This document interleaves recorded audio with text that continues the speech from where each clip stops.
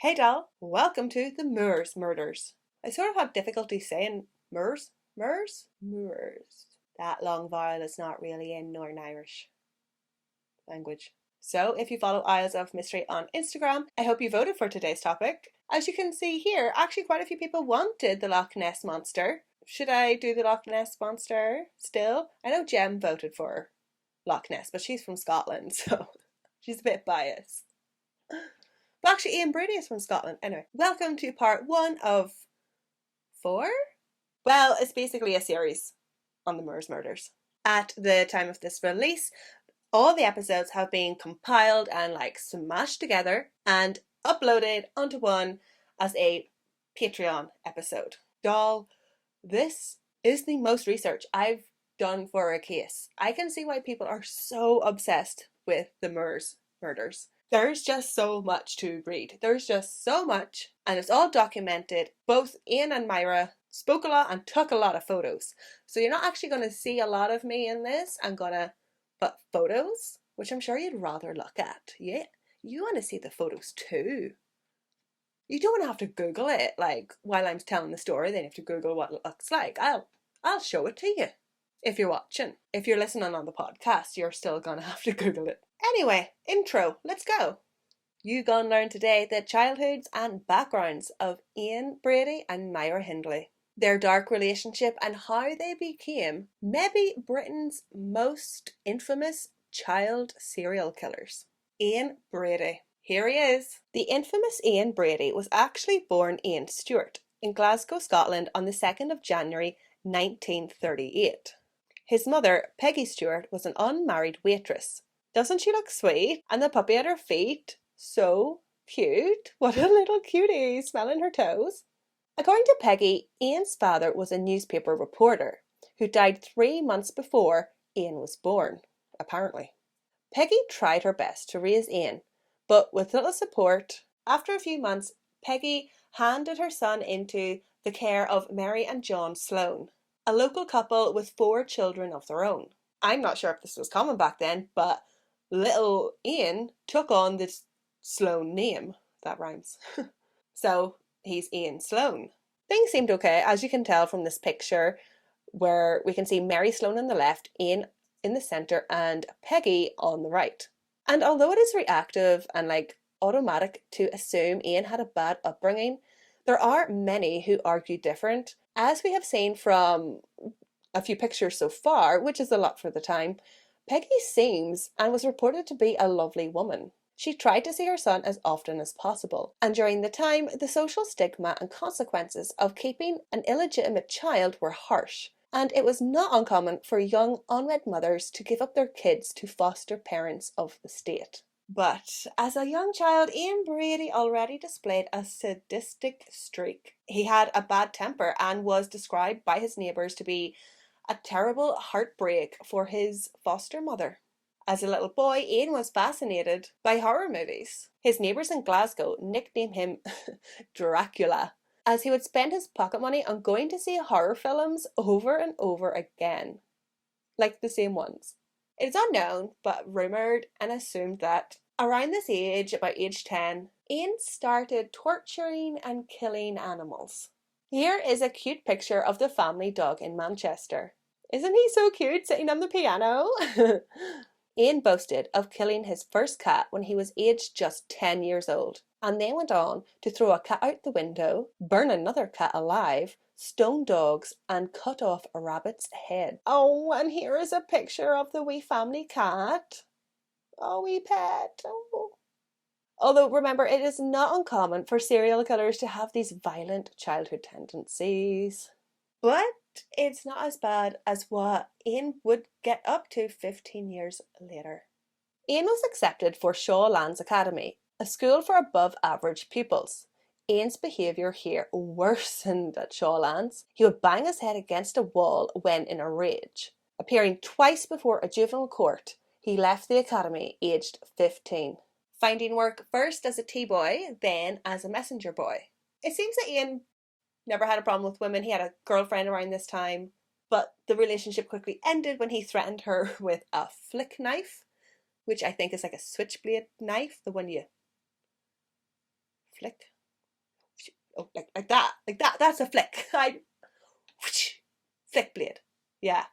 It was one of those. He threatened her with one of those. 4, going to a dance with another boy.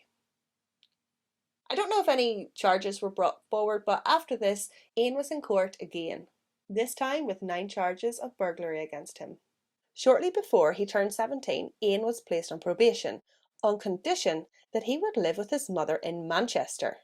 In Manchester, Ian stuck out too. In his long trench coat, he was dubbed the Undertaker. I think the trench coat is hanging on the door in this picture behind him. Is that it? I don't know if it's leather or tweed or what. Ian had to move to Manchester in particular because his mother had relocated there after getting married. Peggy had married an Irish fruit seller called Patrick Brady, a very Irish name. Ian took on Patrick's surname, and hence the infamous name Ian Brady came into existence. It's so crazy that he's had like 3 different surnames and he's only 17. I think that would mess with your head a little bit, like maybe like your identity, like you're part of the Stewart family, then the Sloane family, then the Brady family. It's sort of like I don't know, maybe it's just me. I'm being too sympathetic. Here's a picture of Ian with his mother Peggy in Manchester. Ian seemed relatively happy, or happy enough, like as as happy as Ian could be. Ian's stepdad gave him a job as a fruit porter. So Ian has been a tea boy, a messenger boy, and now he is a fruit boy. In January in 1959, Ian started a clerical job at Millward's, a wholesale chemical distribution company based in Gorton, Manchester. No longer a boy, he is a man now.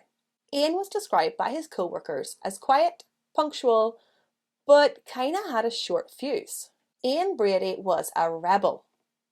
I think he fancied himself a bit of a James Dean. He rode a Tiger motorcycle to nearby hikes and read books like, what an attention seeker, including Teach Yourself German, World War II Atrocities, and Mein Kampf, Adolf Hitler's manifesto. What a rebel. Myra Hindley.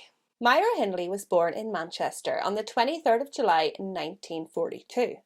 Her parents, Nellie and Bob Hindley, lived in Victorian slum housing in a working class area. Her father was an alcoholic who frequently beat on his wife and children. The family home was in poor condition, and Myra was forced to sleep in a single bed next to her parents' double bed. Creepy. Ew. Okay, but was this uncommon for the time? Like, I know houses were smaller back then. There was less space and more kids and less money. The family's living situation deteriorated further when Myra's sister was born. So, when Myra was 5, she was sent to live nearby with her grandmother. This is Myra's mother and sister Maureen. She does not look happy, does she? It can't feel good to be kicked out of your family home and living with your granny, but from documentaries I watched, apparently like it wasn't that bad. Like they lived on like adjacent streets in the housing estate, and they could literally like see each other's house. Like they were that close. Like they were in like she like apparently Myra was always home. Like it wasn't really an issue. It was just like another bedroom. But as we can see so far, it seems that like Ian and Myra both have a living socio-economic disadvantage life in common. Perhaps one of the reasons Myra Hindley grew up to be such a hard woman was because of her father. Myra's father had served with the army in the Second World War, and he was known to be a hard man, and he expected his daughters to be hard men too. Myra's father taught her how to fight and insisted that Myra always looks after herself. I like that he's like not like gender performative, like not insisting she learn how to make sandwiches. Although who knows, maybe he wanted both. But maybe this is what led Hindley to be so tough and selfish. fight and stick up for yourself. Although a lot of kids are taught like that. Like, what am I saying? Like, he's still an asshole. He beat his wife and kids. I'm sorry. For example, when Myra was 8 years old, a local boy scratched her cheeks, drawing blood. Poor little pet, she burst into tears and she ran to her father to seek consolation. But her father said he would leather her if she did not retaliate. Myra then went and found the boy and battered him. Later in life, Myra would reflect on this as her first ever victory, which is sad for a child so early on in life to think that the way to be on top is to beat somebody else to the ground. In June 1957, when Myra was 15, she had a very traumatic experience that changed her deeply. One of Myra's closest friends, 13-year-old Michael Higgins, invited Myra to go swimming with friends at the local reservoir. Myra declined. She didn't feel like it at the time and she went off to do something else. That very day, her little friend Michael drowned in the reservoir. Myra, who was a very strong swimmer, was tormented by this death and blamed herself for not being there. Poor pet. At Mass, Myra collected money for Michael's funeral wreath. And after this experience, Myra started to take her Catholicism more seriously. Myra's first job was as a junior clerk at an engineering firm. She typed and ran errands and made tea, and she was well liked there. Myra was so liked that in her first week she lost her wage packet, and all the other girls took up a collection to replace it. That's assuming she actually did lose her wage packet. Maybe. I'm just thinking about this now. Wouldn't put it past her. Was she a good girl? Good Catholic girl? Perhaps, but perhaps, but she was taking judo lessons as well. Hey, yeah. Although at these lessons she found it hard to keep partners to train with her because they found that Myra, she had a problem releasing her grip. Myra, let go. Myra also dated, and she actually got engaged to a short-term boyfriend. But she called it off after a few months because she thought the boy was too immature and couldn't provide her with the life that she wanted. What kind of life is that you want, Myra? Are you sure? You sure you don't want to go back with him? As you can tell, we are getting into the part of the meet cute. So how did these crazy kids meet?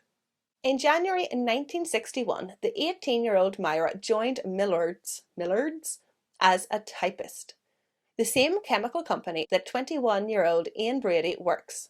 And just like every fairy tale romance, they meet at work. Well, I met Sharon at work, so whatever. For some reason, Myra soon became infatuated with Ian, despite knowing that he had a criminal record. But there can be something alluring about those bad boys. Although Myra did date other men and had no problem getting men, her diaries revealed her infatuation with Ian, jotting down and romanticizing every little thing he did around the office, despite him not paying any attention to her. Maybe that was it. Maybe it was the hard to get thing. Actually, in retrospect, a lot of people think that Ian was bisexual and leaned more towards men. It wasn't until 6 months later that the pair actually started talking. And Ian finally asked her out on a date to the cinema. They went to see King of Kings, which is a Jesus movie. I think it's an epic Jesus movie. I haven't seen it. First date at a Jesus movie. Major bummer, dude. Although she did portray herself as a good Catholic girl. Maybe it was a smart movie. Maybe. Anyway, the date was a success, and they continued to go on more cinema dates, and apparently this escalated into adult cinema dates too. After this, the pair would then go back to Myra's house to drink German wine, which I really don't think is a flex. Is German wine even good? You never hear of German wine. Let's see. Apparently, not so much. It was around this time that Ian started to bring Myra into his Nazi world. Giving her reading material, he gave her Nazi homework, which she seemed thrilled about, actually. The pair would spend their lunch breaks reading aloud to each other, like in the staff room, accounts of Nazi atrocities. Obviously, the two became less sociable to their colleagues, like nobody wanted to be around those freaks. Ian and Myra were regulars at the local library, borrowing books on philosophy, true crime, and torture. I like 2 out of 3 of those things. Myra began to emulate an ideal of Aryan perfection. Hence her infamous, dare I say iconic, look of cropped, bleached, frazzled hair and thick red lipstick. Myra began to change her appearance further, wearing clothing considered risque, such as high boots, short skirts, and leather jackets. Ian called her Myra Hess. Myra dove headfirst into Ian's world, taking many selfies. Like I said before, Ian was an avid photographer, although it seemed that Myra was happy to go along with all this. There did seem to be some manipulation or abuse. Apparently, Myra expressed some concerns about Ian's character in a letter to a childhood friend. Myra mentioned an incident where she had been drugged by Ian, but in the same letter, she also wrote about how much she obsessed over him. A few months later, Myra asked her friend to please destroy that letter. Myra worshipped Ian, and Ian grew to love the idea of being worshipped. So he included her in his plans for a crime spree. Myra often hired a van in which the couple envisioned and planned bank robberies. It seems like they have like a shared infatuation of Bonnie and Clyde as well. From members of a gun club, Myra purchased a Webley .45 and a Smith & Wesson .38. Whatever they are, I don't know. I think this is one of the guns Myra is holding. Ian taught her how to shoot, apparently, although he kind of looks like an idiot in this picture. Don't they look like friggin' idiots, man? Again, it seemed like they were planning on being the next Bonnie and Clyde. Like, it's been done. But but nothing really happened. Like, the thing is, they were both working full time at the same office. They both had full time jobs with steady incomes. There was no need to rob a bank. It was like a fantasy. Although it would have been a much better choice to rob banks than what they were planning on doing, which I will cover in episode 2. Not today. Ian and Myra put their Bonnie and Clyde infatuation wannabe on hold and invested in photography. Ian got some professional lights and set up a darkroom. Here in this picture, you can see Ian has a light meter around his neck. Like they had money, they were spending money, like they didn't need to rob a bank. The pair took hundreds of photographs of them and their dogs. Photographs of each other that for the time would have been considered explicit, which was probably showing a shoulder or an ankle or something. Through these pictures, we can really observe Myra's change from a sweet but tough cookie to a provocative Nazi, I suppose. Oh my god, look at this dog. Isn't it so cute? You did not deserve such awful owners. You poor thing. Och, the things these pets would have seen. By June 1963, Ian had moved in with Myra to her grandmother's house. Oh, it's just such a Archetypal love story. Boy meets girl, boy moves into girl's grandma house, girl becomes a Nazi, boy takes photos while drinking German wine. After Ian had moved into the house, this is the time that he started to talk about committing the perfect murder. Ian often spoke to Myra about Myers Levin's the 1956 book Compulsion, inspired by the real-life Leopold and Loeb trial, which I'm sure most true crime junkies know about. For a while the pair drove around Manchester. Well, let me be accurate. Myra drove Ian around Manchester, taking pictures of children, psyching themselves up for what was to come. On the evening of the 12th of July in 1963, Ian decided it was his time to carry out his own compulsion.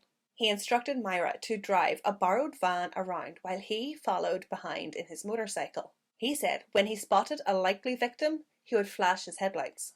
Driving down Gorton Lane, Ian Brady saw a young girl and signalled to Myra Hindley. And that is where we will end this episode. I know I've left you on a cliffhanger. And thank you to the Patreon supporters. Don't forget to subscribe and turn on notifications so you get the next episode. You gotta hear about the next episode. It's the one here. Is this it? I think I've put it on the screen. Maybe. Slan. Moors. Moors. Moors. Moors. The Moors. Moors? The Moors. Moors. Moors. On the Moors. On the Moors murders. Moors. On the Moors murders.